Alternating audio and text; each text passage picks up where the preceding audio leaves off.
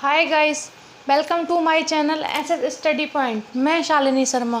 Previous video में हमने पुष्पी पादपों में लैंगिक जनन के बारे में बताया था। पुष्पी पादपों में अलैंगिक जनन के बारे में बताया था। आज हम पढ़ाएंगे लैंगिक जनन क्या होता है। लैंगिक जनन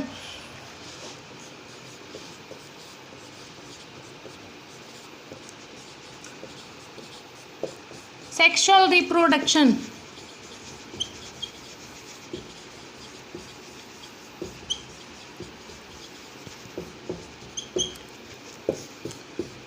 इसमें दो विपरीत जनकों की आवश्यकता होती है। दो विपरीत जनक कौन कौन से होते हैं? नर व मादा।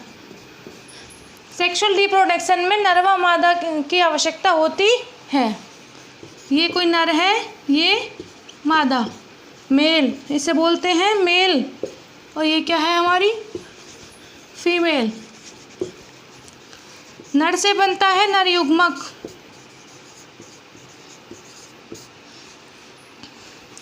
ये मान लीजिए ये भी एन है और ये भी एन है।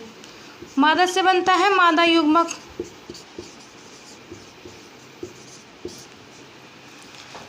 नर से बना नर युग्मक, मादा से बना मादा युग्मक। जब नर युग्मक और मादा युग्मक आपस में संलयित होते हैं तो एक युग्मनज बनता है। युग्मनज यानी जाइगोट का निर्माण होता है। ये क्या? नर से बना नर युग्मक, मादा से बना मादा युग्मक, और जब नर युग्मक और मादा युग्मक संलयित होते हैं तो युग्मनज यानी जाइगोट का निर्माण होता है।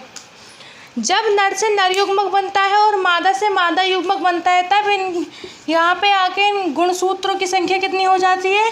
गुणसूत्रों की संख्या हो जाती है आधी। गुणसूत्रों की संख्या आधी हो जाती है। और इसमें कौन सा विभाजन होता है? अर्धसूत्री विभाजन होता है।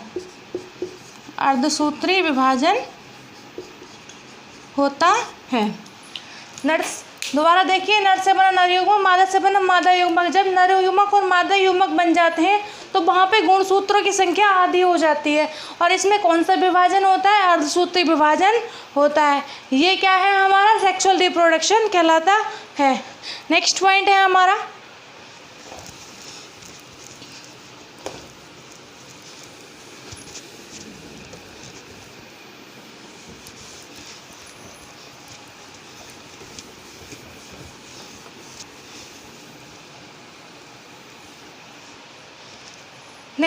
हमारा द्विलिंगी और एकलिंगी प्राणी क्या होते हैं या कौन होते हैं?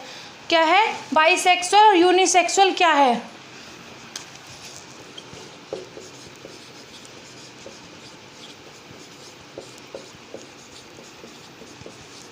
द्विलिंगी प्राणी, इसे इंग्लिश में बोलते हैं बाइसेक्सुअल। द्विलिंगी प्राणी, पहला हेडिंग है हमारा द्विलिंगी प्राणी क्या होते हैं। जब एक ही प्राणी में नर व मादा भाग दोनों उपस्थित होते हैं। जब डेफिनेशन लिखेंगे हम, एक ही प्राणी में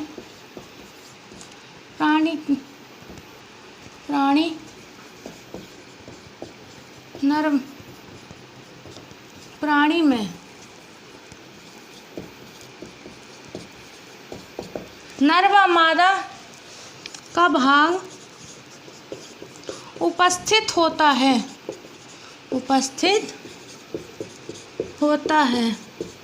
यह क्रिया द्विलिंगी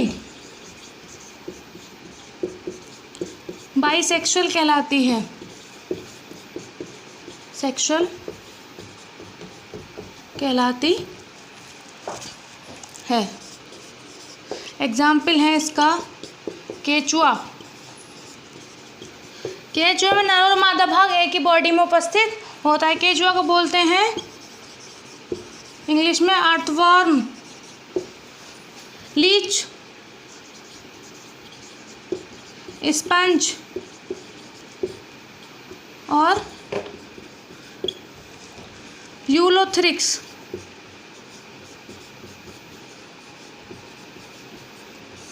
यूलोथ्रिक्स। इसमें केंचुआ और यूलोथ्रिक्स ज़्यादा इम्पोर्टेंट है।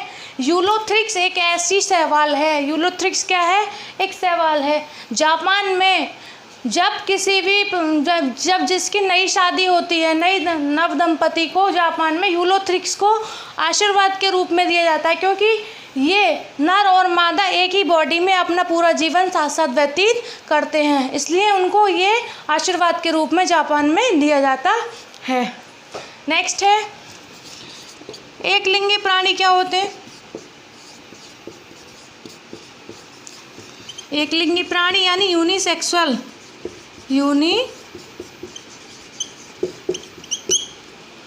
यूनिसेक्सुअल क्या होता है, जब एक ही, देखिए द्विलिंगी क्या होता है, जब ही एक प्राणी में नर व मादा का भाग उपस्थित होता है, यह क्रिया द्विलिंगी कहलाती है।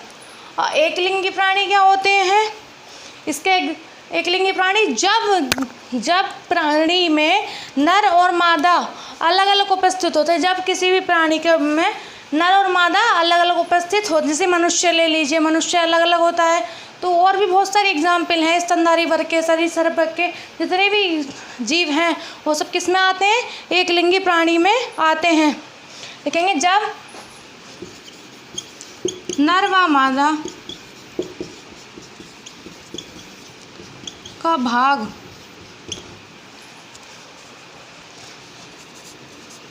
अलग अलग उपस्थित होता है, अलग अलग उपस्थित होता, ऐसे प्राणी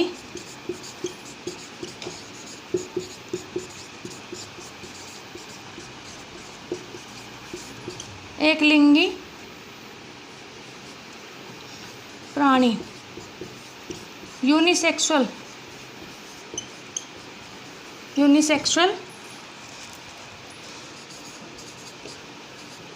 कहलाते। एग्जाम्पल मनुष्य, स्तनधारी और सरीसृप वर्ग के सभी जीव, सरीसृप वर्ग के सभी जीव। देखिए दोबारा देखिए, द्विलिंगी प्राणी और एक लिंगी प्राणी क्या होता है, जब एक ही प्राणी में नर व मादा का भाग उपस्थित होता है, यह क्रिया द्विलिंगी कहलाती है।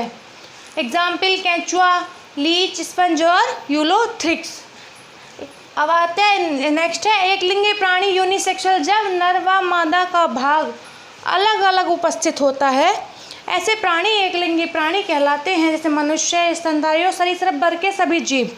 ये सब क्या है, किस में आते हैं, एक लिंगी प्राणी में आते हैं। अब बात आती है लैंगिक जनन में होने वाली घटनाएं क्या क्या हैं। लैंगिक जनन में होने वाली घटनाएं,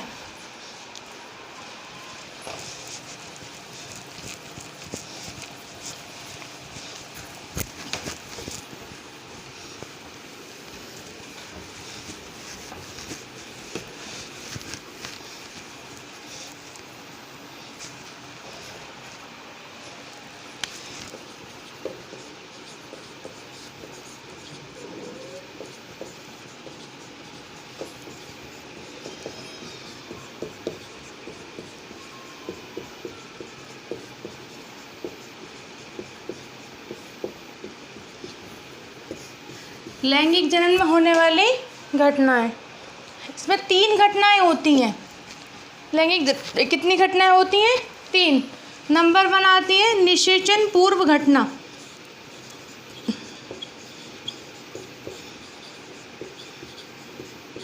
नंबर 2 निषेचन को हम इंग्लिश में कहते हैं फर्टिलाइजेशन। और थर्ड है निषेचन पश्च घटना। लैंगिक जनन में 3 घटनाएं होती हैं। नंबर 1 निषेचन पूर्व घटना, नंबर 2 निषेचन और नंबर 3 निषेचन पश्च घटना। अब आते हैं निषेचन पूर्व घटना क्या होती है। निषेचन पूर्व घटना क्या होती है, इसमें 2 प्रक्रियाएं होती हैं। निषेचन पूर्व घटना में दो क्रियाएं होती हैं। नंबर 1 युग्मक जनन, इसमें पहली क्रिया होती है युग्मक जनन।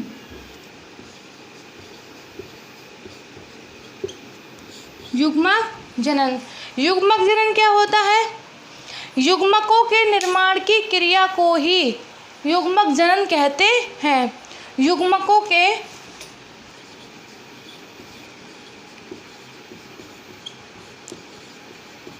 निर्माण की प्रक्रिया को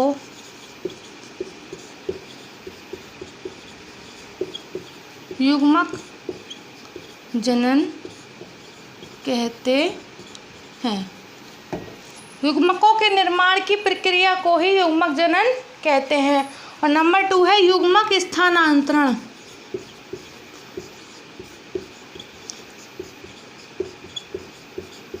नंबर 2 हेडिंग है हमारी युग्मक स्थानांतरण, यानी युग्मक स्थानांतरण क्या होता है? जब यहाँ देखिए, ये है नर, ये है मादा, नर से बना नर युग्मक, मादा से बना मादा युग्मक। जब ये दोनों आपस में संलयित होते हैं तो युग्मनज बनता है, युग्मनज बनता है यानी जाइगोट बनता है। देखिए निषेचन पूर्व घटना क्या होती है, यानी नर से बना नर युग्मक, मादा से बना मादा युग्मक। तो ये जो निषेचन पूर्व घटना में जो हमारी पहली हेडिंग है युग्मक जनन, युग्मकों के निर्माण की प्रक्रिया को ही युग्मक जनन कहते हैं। यानी नर से जब नर युग्मक बन जाता है, मादा से मादा युग्मक बन जाता है, यही प्रक्रिया क्या कहलाती है? हमारी युग्मक जनन कहलाती है। युग्मकों का बनना ही क्या कहलाता है? युग्मक जनन कहलाता है। सेकेंड हेडिंग है हमारी युग्मक स्थानांतरण। जब ये नर युग्मक और मादा युग्मक बन जाते हैं तो इन दोनों का एक आपस में स्थान परिवर्तित होना, या तो नर से बना नर युग्मक और मादा से बना मादा युग्मक, यानी युग्मकों का बनना ही क्या कहलाता है? युग्मक जनन कहलाता है। युग्मक स्थानांतरण क्या होता है देख लीजिए, जब युग्मकों का आपस में स्थान बदलना, या तो नर युग्मक जाएगा मादा युग्मक के पास या फिर मादा युग्मक जाएगा नर युग्मक के पास, यानी युग्मकों का आपस में स्थान परिवर्तित करना ही क्या कहलाता है? युग्मक स्थानांतरण कहलाता है। डेफिनेशन में हम लिख सकते हैं, लिखेंगे युग्मकों का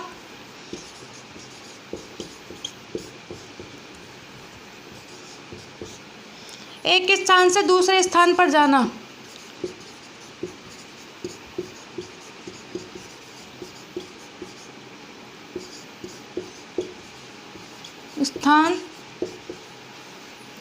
स्थान पर तक परिवर्तित, एक स्थान से दूसरे स्थान तक परिवर्तित होना।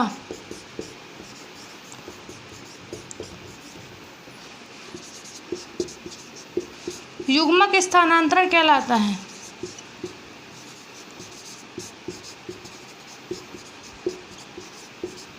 युग्मक स्थानांतरण कहलाता है। दोबारा देखिए, निषेचन पूर्व घटना में दो घटनाएं होती हैं, पहला है युग्मक जनन, दूसरा है युग्मक स्थानांतरण। युग्मकों के बनने की क्रिया, युग्मक के निर्माण की प्रक्रिया को ही युग्मक जनन कहते हैं।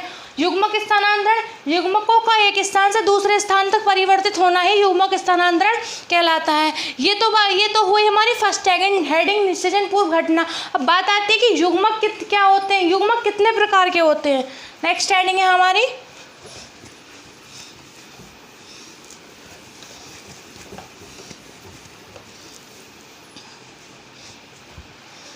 ये हम ऐसे लिखा रहने देंगे, युग्मकों के प्रकार। युग्मक जो होते हैं वो 3 प्रकार के होते हैं। युग्मक कितने प्रकार के होते हैं? 3। नंबर 1 पे आता है समयुग्मकी, इसे इंग्लिश में कहते हैं आइसोगेमस। नंबर 2 पे आता है असमयुग्मकी, इसे कहते हैं एनआइसोगेमस। नंबर 3 पे आता है विषमयुग्मकी,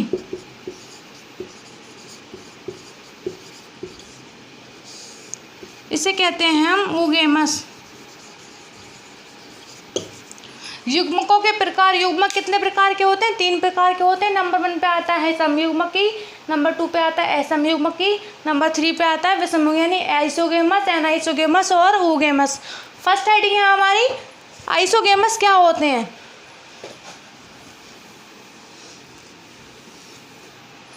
आइसोगेमस क्या होते हैं?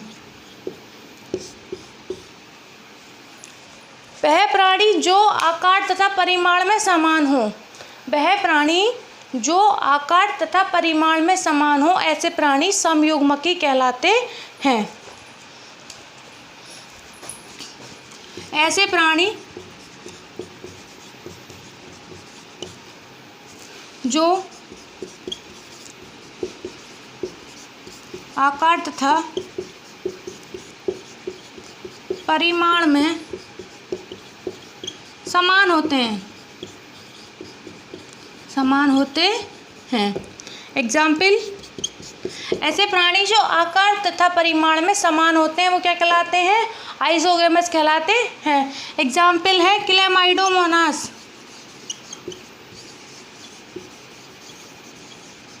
क्लेमाइडोमोनास एंड यूलोथ्रिक्स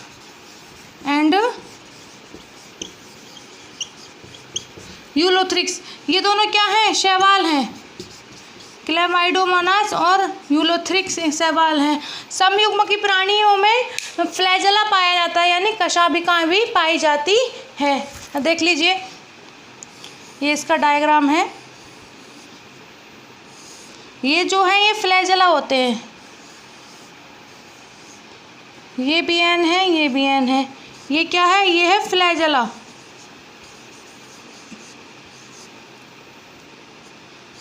इसे बोलते हैं हिंदी में कशाभिका।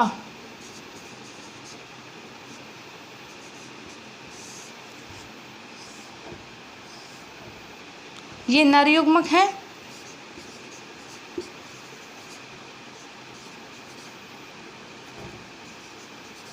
और ये है मादा युग्मक।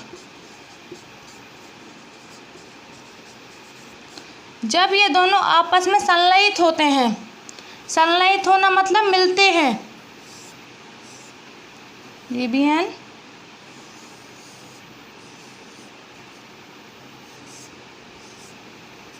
जब ये दोनों आपस में संलयित होते हैं तो एक जाइगोट का निर्माण होता है।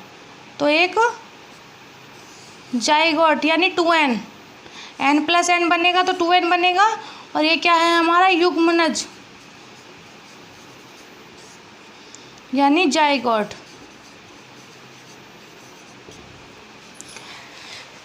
जब कशाभिके युक्त नरयुग्मक और मादा युग्मक आपस में संलयित होते हैं तो एक जाइगोट का निर्माण होता है। ऐसे प्राणी क्या कहलाते हैं? समयुग्मकी प्राणी कहलाते हैं।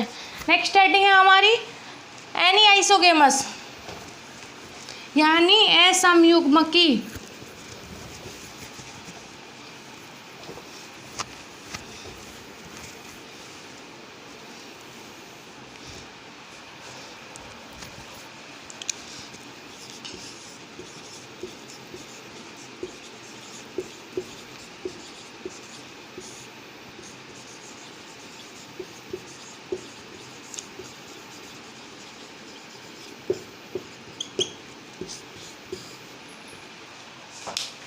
असमयुग्मकी क्या होते हैं?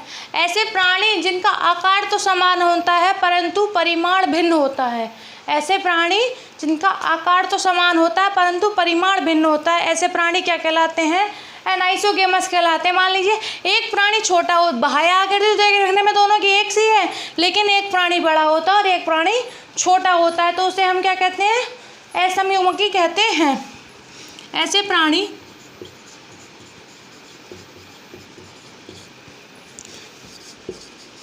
जिनका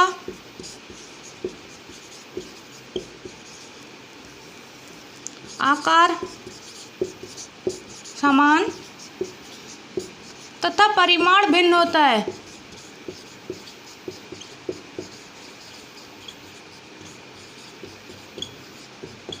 तथा परिमाण भिन्न होता है, ऐसे प्राणी क्या कहलाते हैं?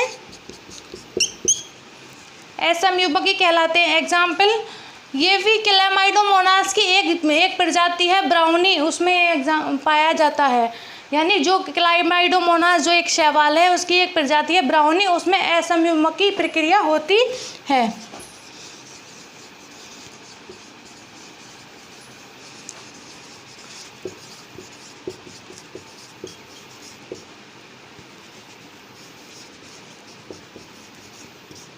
क्लैमाइडोमोनास की एक प्रजाति जिसका क्या नाम है ब्राउनी, उसमें प्रक्रिया होती है। जैसे कि ये मादा युग्मक है,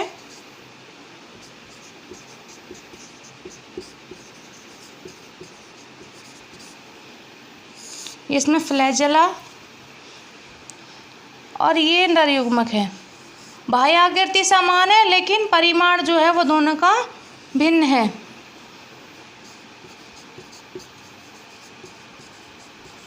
जब ये दोनों आपस में संलयित होते हैं, जब ये दोनों आपस में संलयित होते हैं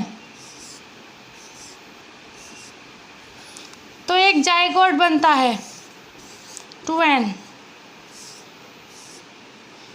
क्या बनता है? युग्मनज।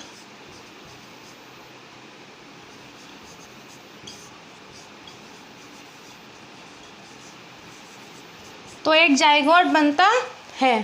असंयुग्मक प्राणी ऐसे प्राणी जिनका आकार समान तथा परिमाण भिन्न होता है, ऐसे प्राणी क्या कहलाते हैं? असंयुग्मक की प्राणी कहलाते हैं। थर्ड है हमारा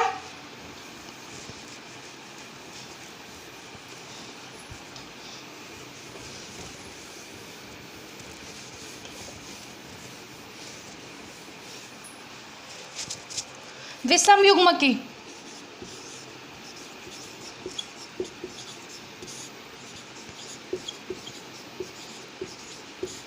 ऊगैमस।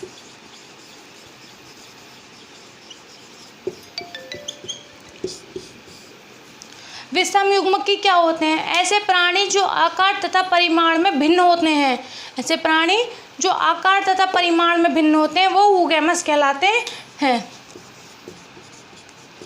ऐसे प्राणी जो आकार तथा परिमाण में भिन्न होते हैं, ऐसे प्राणी क्या कहलाते हैं? ऊगैमस कहलाते हैं। ऐसे प्राणी जो आकार तथा परिमाण में भिन्न होते हैं, ऐसे प्राणी क्या कहलाते हैं? ऊगैमस कहलाते हैं। इसके एग्जाम्पल क्या क्या है? मनुष्य। इसका एग्जाम्पल क्या है? मनुष्य ले लीजिए।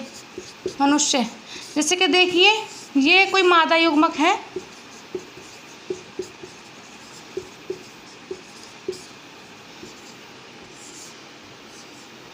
और ये कोई नर युग्मक है।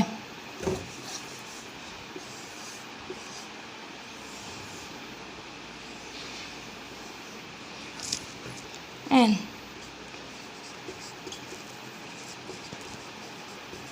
ऐसे प्राणी जो आकार तथा परिमाण में भिन्न, जैसे ये मादा युग्मक है, नर युग्मक है, तो ये दोनों आकार तथा परिमाण में भिन्न हैं। ऐसे प्राणियों को हम क्या कहते हैं? ऊगैमस कहते हैं। अब तक हमने पढ़ा लैंगिक जनन में होने वाली घटनाएं। लैंगिक जनन में तीन घटनाएं होती हैं: निषेचन पूर्व घटना, निषेचन पश्च घटना। निषेचन पूर्व घटना में दो प्रक्रियाएं होती हैं, युग्मक जनन और युग्मक स्थानांतरण। और फिर हमने पढ़ा युग्मकों के प्रकार, युग्मक कितने प्रकार के होते हैं। अब सेकंड हेडिंग है हमारी निषेचन क्या है? निषेचन यानी कि फर्टिलाइजेशन क्या है?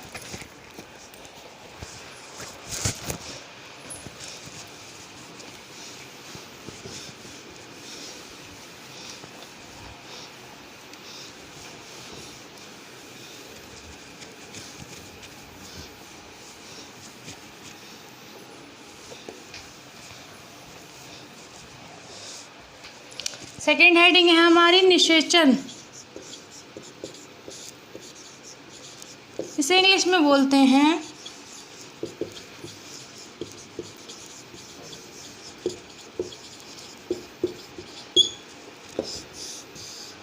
फर्टिलाइजेशन। फर्टिलाइजेशन यानी कि निषेचन क्या होता है? जब नर और मादा संलयित होते हैं, जब नर और मादा संलयित होते हैं तो युग्मक जनन बनता है। तो क्या बनता है? युग्मक जनन या युग्मक संलयन बनता है। उसे हम क्या कहते हैं? सिनगैमी कहते हैं। इसके परिणाम स्वरूप जब नर और मादा संलयित होते हैं तो युग्मक संलयन बनता है, जिसे हम सिनगैमी कहते हैं। इसके परिणाम स्वरूप द्विगुणित जाइगोट का निर्माण होता है। द्विगुणित युग्मनज यानी डिप्लॉइड जाइगोट का निर्माण होता है, और यही प्रक्रिया क्या कहलाती है?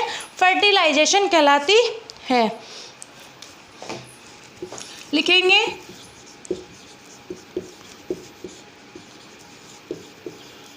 नर व मादा युग्मक संलयित, जब नर व मादा युग्मक संलयित होते हैं, यह क्रिया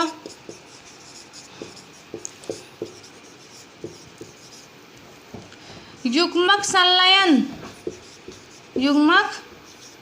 संलयन यानी कि सिनगैमी, यह क्रिया क्या कहलाती है? सिनगैमी कहलाती।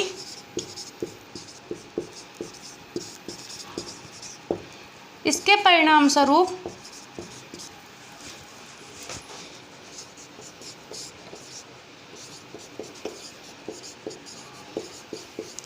एक द्विगुणित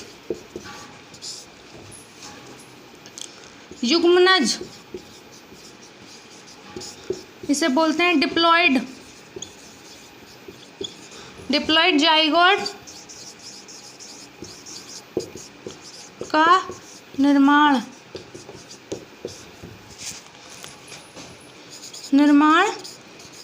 होता है।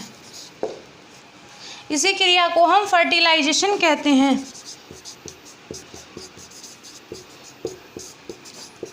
को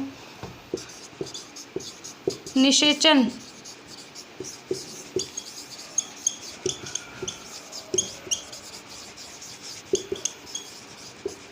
फर्टिलाइजेशन कहते। जब और नर और मादा युग्मक संलयित हो जाते हैं, जब नर व मादा युग्मक संलयित होते हैं, यह क्रिया युग्मक संलयन सिनगैमी कहलाती है। इसके परिणाम स्वरूप एक द्विगुणित युग्मनज यानी कि डिप्लॉइड जाइगोट का निर्माण होता है। यह क्रिया इसी क्रिया को हम निषेचन कहते हैं। कुछ इंपॉर्टेंट पॉइंट्स,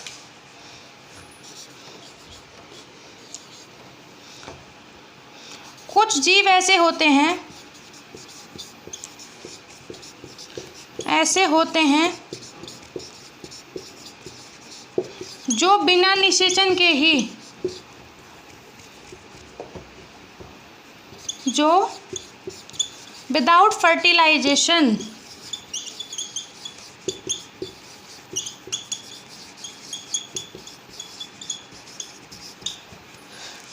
कुछ जीव ऐसे होते हैं जो विदाउट फर्टिलाइजेशन, बिना निषेचन के ही मादा संलयित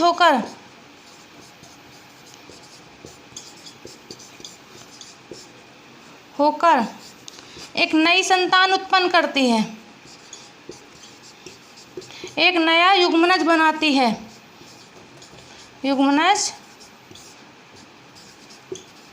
बनाती है। यह क्रिया अनिषेक जनन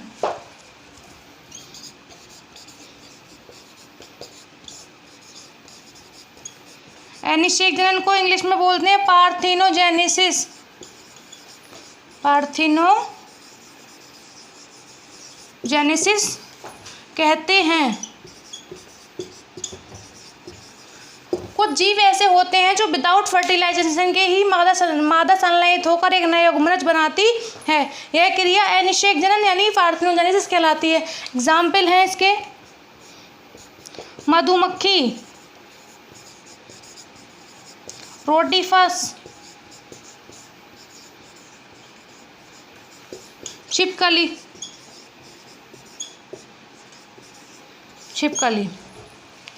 मधुमक्खी में एक ड्रोन नाम की मधुमक्खी पाई जाती है, जो जिसे रानी मक्खी कहते हैं। वो स्वयं ही संलयित होकर एक युग्मनज बनाती है। कुछ रोटीफर्स में प्रक्रिया होती है, कुछ छिपकली में प्रक्रिया होती है।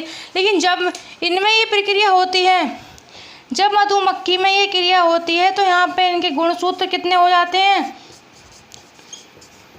आधे हो जाते हैं। यानी वो कैसे होते हैं? जिनकी उनमें गुणसूत्रों की संख्या आधी हो जाती है। नेक्स्ट है हमारा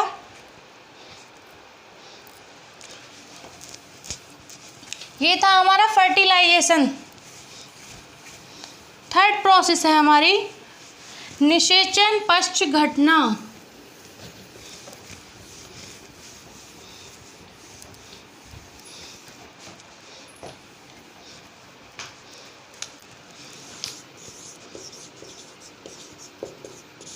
निषेचन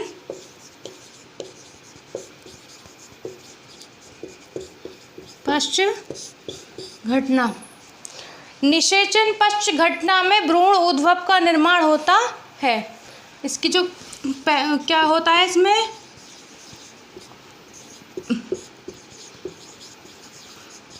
भ्रूण उद्भव बनता है। इसे हम कहते हैं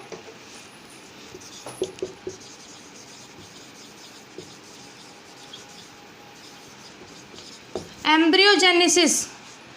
निषेचन पश्च घटना में भ्रूण उद्भव का निर्माण होता है। इसी क्रिया को हम क्या कहते हैं? एम्ब्रियोजेनेसिस कहते हैं। युग्मनज विकसित होकर भ्रूण का निर्माण करते हैं। युग्मनज इसमें लिखेंगे हम युग्मनज यानी कि जाइगोट विकसित होकर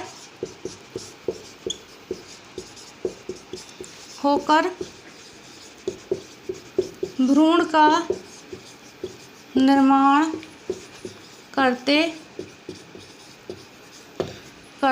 हैं। इस क्रिया को हम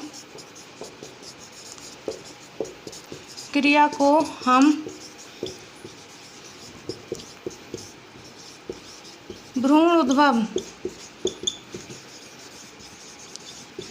एम्ब्रियोजेनेसिस कहते हैं। यानी जो जाइगोट बनता है,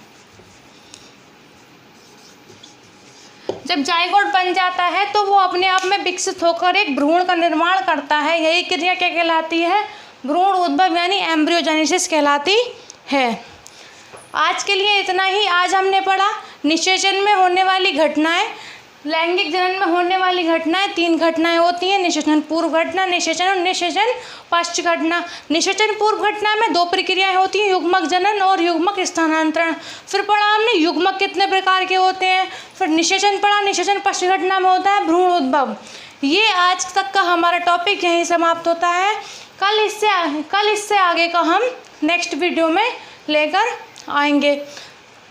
तब तक के लिए चैनल को सब्सक्राइब करें, बेल आइकन को प्रेस करें, वीडियो को ज़्यादा से ज़्यादा लाइक करें, शेयर करें और कमेंट्स करके बताएं। और एक बात और बता दें, कल से हम अपने चैनल पर लेखपाल की भर्ती निकलने वाली है, उसकी तैयारी के हम कल से शुरू कराएंगे। कल हमारा लेखपाल भर्ती के लिए फर्स्ट वीडियो आएगा, तो कल जो वीडियो आएगा उसे देखना ना भूलें और चैनल को सब्सक्राइब ज़रूर करें।